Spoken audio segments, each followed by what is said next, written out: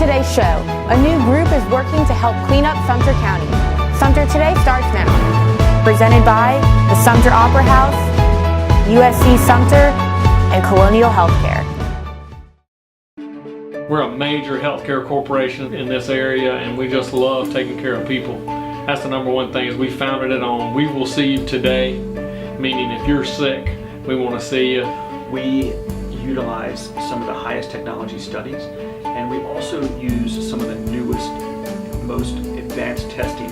We have grown urgent care to see about 24,000 patients a year, and we live here, and we work here, and we love Sumter, and we do our best to take care of the folks here in our community. Welcome to Sumter Today. I'm Kayla Robbins.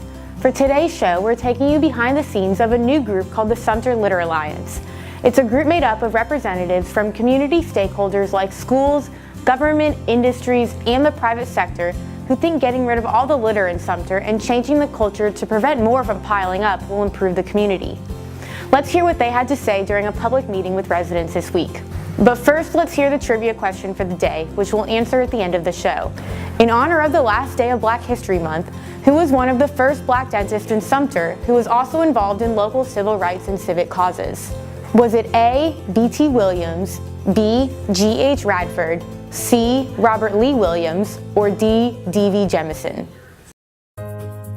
Tonight was our first public meeting, the Litter Alliance. We actually convened in, I think it was September or October of 2017.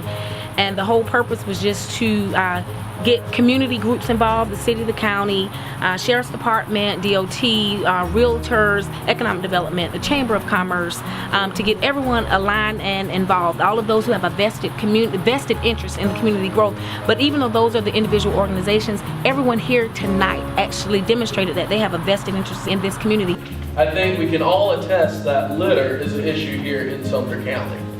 The question is, what is the solution? Now, we want to clean Croswell up. Yes, sir. But we need help. The community cleanup is slated for Saturday, March 24th, 8 a.m. We're starting at the Nettles building at USC Sumter. Not that we're picking up trash in that area, but that's just the meeting spot where you'll come and get your vests, your bags, your goodies. We'll have prizes. It's going to be a grand time. And again, we'll have a picnic at the end. It's not just with recruiting businesses, but it's also expanding businesses and keeping them here, because the market is always competitive. And so, like for an example, we're fortunate that we have companies that may be operational companies here, but their headquarters could be other places.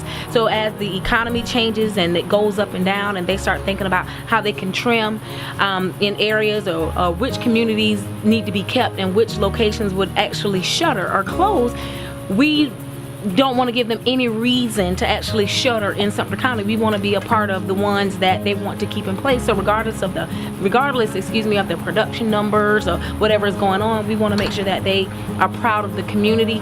And litter actually impacts the morale. It impacts their environment, and it's all of our responsibility. It's all of our social responsibility to take care of it. And so yes, we want to not have dedicated routes where we show possible businesses to come. We want to showcase our entire county and city.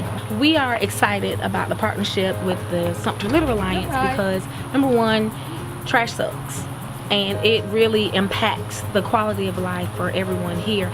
And coming from the aspect when we're doing industrial recruitment and we bring companies in to the area, it's unfortunate that we lose the interest of some of those companies that could be very lucrative and help to raise our per capita income, because they see all of the debris in the roadways and also near the industrial parks. And so it's important for us to be a part, because again, we want people to come in and really see all of the assets and the buildings and the great people who are in Sumter that we're building our workforce. But as they're coming in and we're talking about the community, so we'll have meetings that's off-site, that's not in Sumter or whatever, and we're telling them about the community. But when they get here, we want them to feel as positive about it as we do.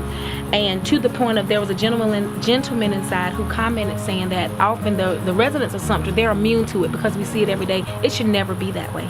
It should never be that way. It should always be that it's a problem and we notice some trash or debris. So that's why the Economic Development Alliance is involved. When we first met as a group, the very first night, I remember sitting there and we all went around the table, the very first thing we ever did, and talked about how it affected everybody. And everybody in that, in our group, it affects them. I mean, between, like I said, the economic board, the chamber, You know, Miss Paula gets phone calls every day about it.